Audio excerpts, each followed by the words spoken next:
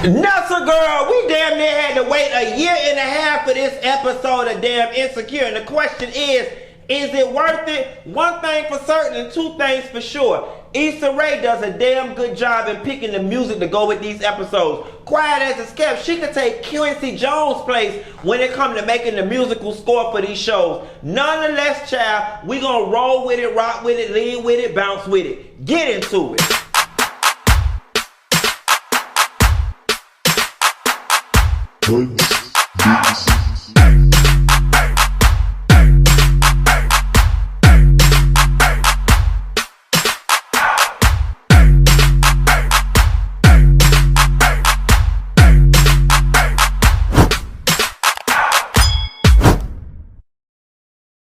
Nessa girl, did you get into last night's episode of Insecure?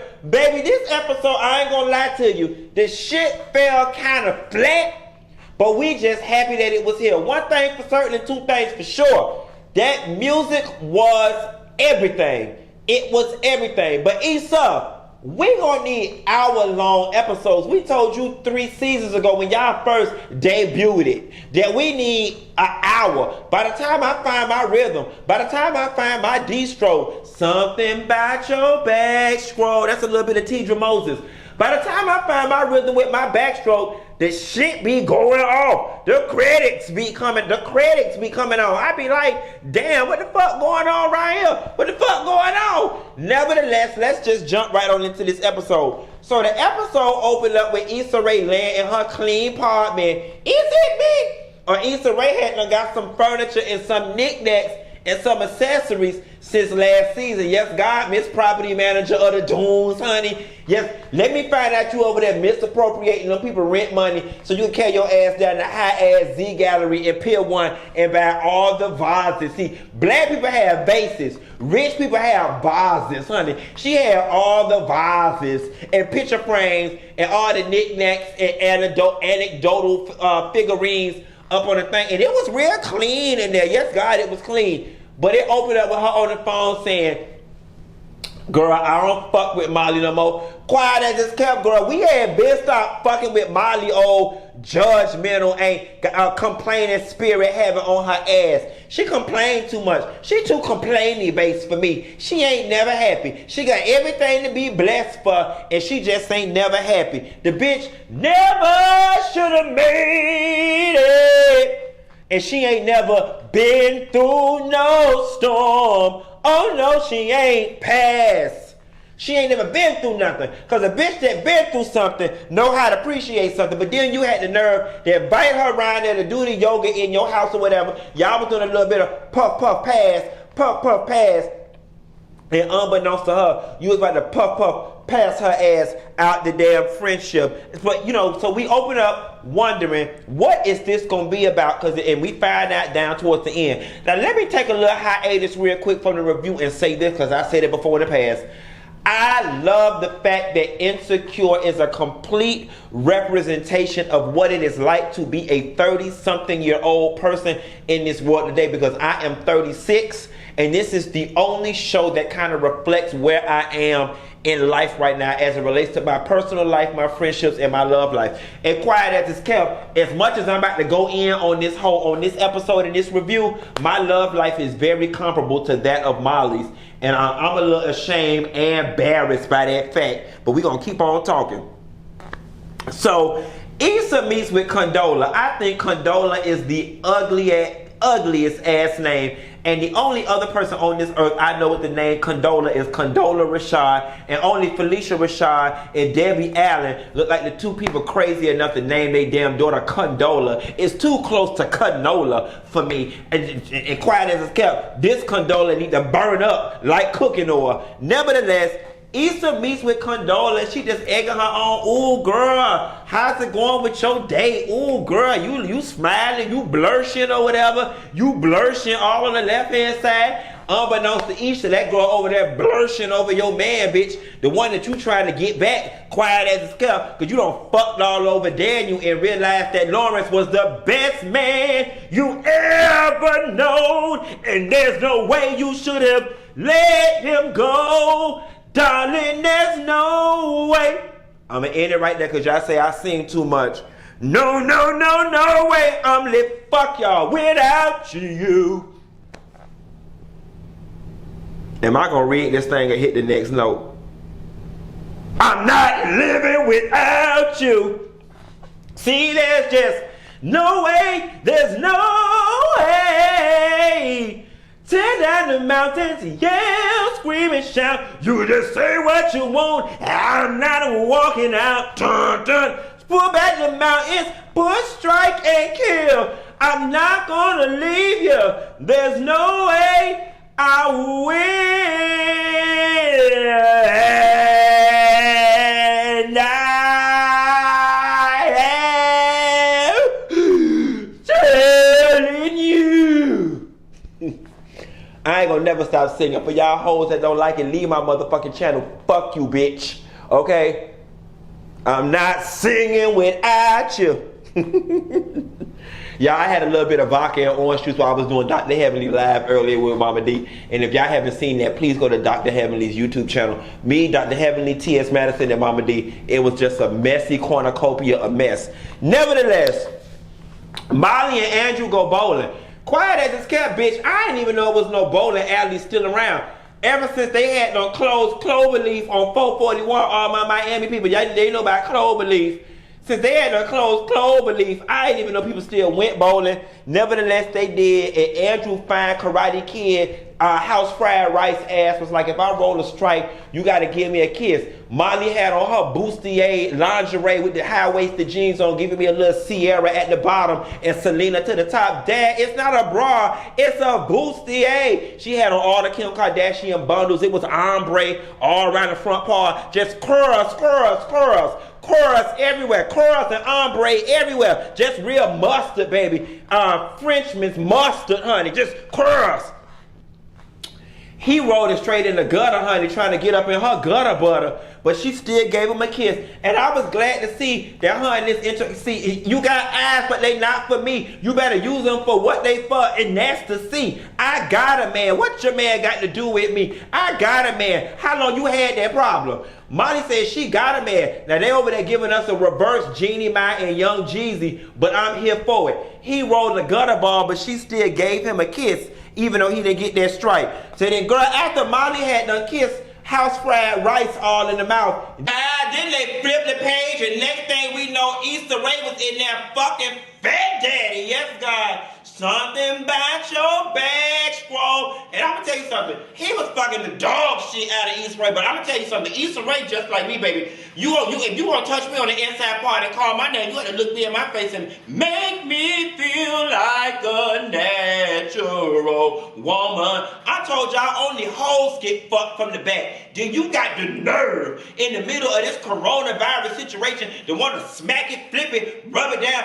put me on all fours, dig your fingers in my scalp and run my hand around, run your hand around like this toilet paper, and pull on me like I'm My Little Pony. No, God, honey, you giving me too much momentum. If you gonna lay all that stomach on me, all that stomach, and put your weight down on it, put your weight down on it, put your weight down on it, big boy, then at least have enough decency to look me in my damn face. Now listen, Issa, I know times is hard, and sometimes we get all backed up, and sometimes we just all want somebody to make us feel like fish. But bitch, you couldn't have found nobody smaller at the Chick-fil-A down to the airport. LAX is a pretty reasonable sized airport. You could have went off of La Cienega and found somebody at the smoke shop. You had to get Big Boy from TSA. Let me tell you something. I don't know what Big Boy was working with from the front, but baby, all that circumference, all that radius and diameter, he was working the shit out of that geometrical shape. What they call that, a sphere? Is that a sphere? Globe? Yes, honey. Somebody give me the radius and the diameter of that backstroke. That shit was the T. And you know what I love about Insecure? As much shit as we want to talk, y'all, we don't all have a fuck like that. You know what I'm saying? You look back and you be like, damn, why? Why? But the shit be good. And you know what? He might not be Mr. Forever, but he be Mr. Right Now or Mr. Available. And we all got needs. We all need to be touched on the inside part and told we beautiful. And that's what the fuck Issa was going through. I ain't gonna judge you, girl, because I had did the shit just 2 weeks ago or whatever the case may be. And he calling now and I won't answer the phone. I won't do it again. unless times get hard again. But I ain't trying to lay up and screw nobody with this corona. Quiet as it's kept. I had one of my friends text me and said, Poppy, my Latin friend, I love fucking him. He was like, Poppy, I want you to come over. I want to feel you. And I said, Poppy, I don't feel comfortable kissing nobody in their mouth right now with this coronavirus going on. We're going to have to wait till Dr. Fushi say this all right. Then them first batch of people go out there and breathe that vampire-infested air. So, baby, I'll be back around there to beat that box in somewhere around Thanksgiving, Halloween time. Until then, baby, you just going to have to hold on to the memories. Hold on to your love. You got to hold on. Issa went shopping for more clothes. Is it me? Or Issa was us when we was in high school, bitch, wearing clothes to the homecoming game, wearing outfits to the football game against the popular school, then you took them shits back. Whitefish was not having it with Issa as her and Molly was in there shopping.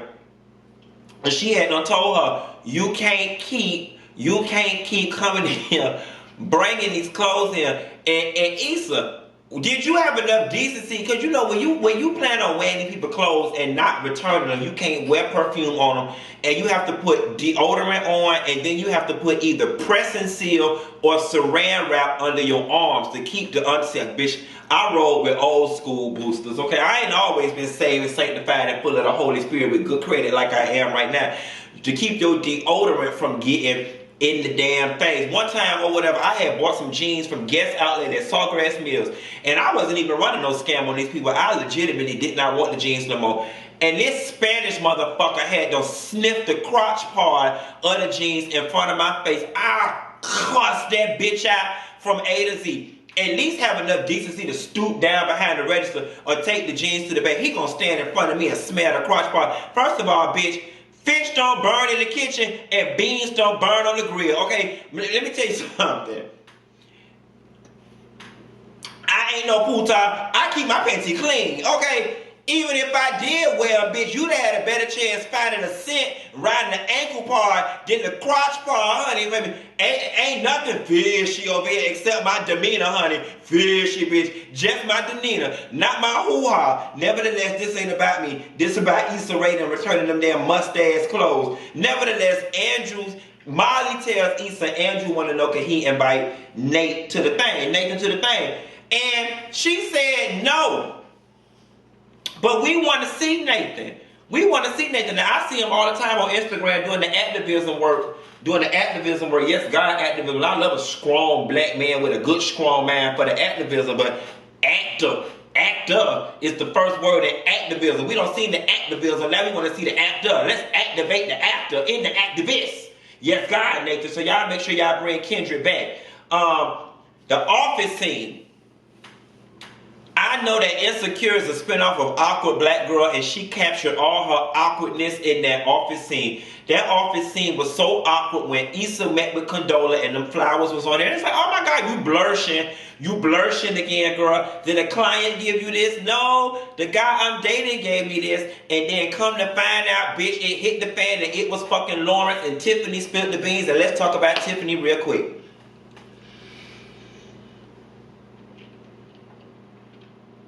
If y'all were Issa, would you be mad at Tiffany? Considering the fact that Condola is a co-worker, but Issa is a homegirl, and you knew that Issa and Condola were working intimately together and you didn't say nothing. So here's my take on it. As a friend, I feel like it's not always our job to tell our friends everything, especially if it's useless information, right? If Lawrence was just dating some random co-worker of mine at my job that did not come in contact with Issa, I would have just, I'd have turned a blind eye. But the fact that Tiffany knew that Issa and Condola were working so closely together and that Condola was dating Lawrence, I find it fucked up that Tiffany did not say anything to Issa sooner. What's y'all opinion on that? Drop that in the comments. I think that Tiffany was being a bad friend and she should have said something then, gonna spill the beans. See, now you fucked up down to your job place and in your friendship, because your job friend looking like damn bitch and your real friend looking like damn bitch, and now you just stuck in the middle looking like damn bitch. You know what I'm saying? Nevertheless, it was cute to see Portia had done branched out from the Housewives of Atlanta, had branched out from Richie Smiley, And she was on there with Terry Vaughn with Looking for LaToya. And Ray J was on there saying he hit it first. I love how Insecure does that Atlanta thing, that Atlanta show on FX, how they go find random people and have like these random spots or random commercials. I think it gives it that extra bit of, you know, Lowry seasoning salt that the show be needing, because the shit be random as hell and it be funny. But that Looking for LaToya segment was great. And I love how Issa does a good job of reaching back and getting. Now what are you doing? No! No! This bitch! I can't believe you just lifted up your leg and peed on my damn rug. Get in your bed. Get in your bed. Now. Go get in your bed. Bitch. Now I got to get off here and go spend $15 down to the wash house to wash this damn rug, because he going to lift his leg and pee on my damn plush. Let me hurry up and get off this damn line. Dineva wanted to holler at Issa brother. That thing was so funny. She was like, girl, he gay. She was like, I don't care, James' daddy was gay. That shit was funny as hell. She came up to me which dress I should put on. Leave it to ghetto fish to ruin the damn party. So anyway, Molly and Andrew on their way to the party, right? They on their way to the party. On their way to the party. Molly find out that Andrew dating other people. What's y'all take on that? Did Molly have grounds to feel some kind of way? I mean, she just thought that y'all both was fool-la-la and having fun. Aren't you? And that just goes to show. And Molly ain't even having sex with Andrew at this point. But it just goes to show women are programmed differently with men when it comes to casual encounters. Molly was like all in her feelings. And then here's where shit went left with this damn episode. So then they get down to the party. In comes Kelly. Kelly in there drinking up all them people shit. Yes, God, Kelly. We love us some funny ass Kelly. I love when Kelly come on the scene. She said she was trying to get Spencer. Kelly always trying to get her a damn man when it comes to this shit. Paula and Jai White was one of the sponsors. I don't care what they said about you about LA Divas or Hollywood Divas. Paula Jai White found her a job even if she got to pay Paula White, the old passer. Pastor Paula trying to pass out the money. That scene though with Paula Jai White, Issa and Condola was cringeworthy when they both were trying to explain what the event was about and they kept bumping heads. I was like, oh my God, this is getting so damn awkward, and it was hurting me to watch. Issa made up for it though when she got on the stage and she gave a very passionate speech that won everybody over after she was being so awkward and had drove the sponsors out. So Andrew comes over and asks Molly, you know, are you ready to go? She all in her feelings. She pulled the #1 mean girl shit. You don't fucking bring somebody somewhere that then don't provide them with no way to get home. That's some fucked up ass shit that she did, or whatever the case may be. And he, you know, he was cool about it. He was like, I'll take a lift, and that she was all in her feelings. So the shit get ready to get towards the end. They clean it up or whatever. And Issa like, you know, hey girl, what's going on? You alright? She was like, I mean, you know, shit kind of weird between me and Andrew. I think it's kind of over or whatever. And she was like, you know, girl, why you frying? You know you like him. And then here come Molly being a nasty ass friend. Let me back up real quick. When Issa was giving Condola praises for the block party, it looked as if Molly was in her feelings and didn't like about it. Didn't like it. Correct me if I'm wrong or just enlighten me. Was Molly one of the people that gave Issa the idea to do the block party early on in last season, and that's why Molly seemed to be in her feelings about Condola? Nevertheless, Molly took out all her inner frustration on Issa, talking about, you know, girl, you need to stop fronting. You need to stop acting like it don't bother you that she with Lawrence and you still gonna be cool with her. That girl ain't did nothing with her. That girl don't put money in her pocket. That girl don't brought people into this damn thing that she trying to have. Her and Lawrence been over. No harm, no foul. Why is you trying to put your angst, your situation, your instability, your insecurity, your unsurety with Andrew on Issa? And then you just put all that on that girl and gave her all that attitude. And so now we understand why Issa says she don't fuck with Molly no more. And Molly got the nerve to be so judgmental. She think because she a lawyer and she an AKA and she got blonde highlights in her hair or whatever the case may be, and she got a little Audi, little piece of used ass CarMax Audi,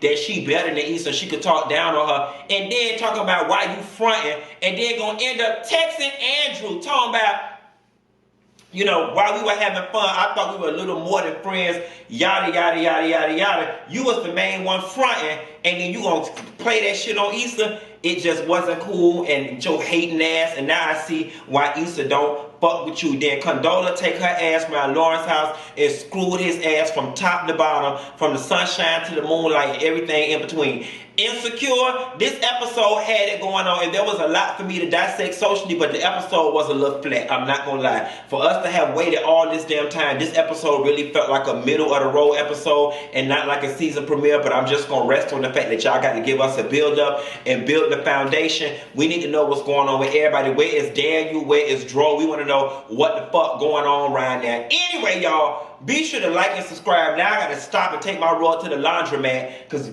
Georgie ass decided to pee on it in front of me. And I'll call y'all later. Bad.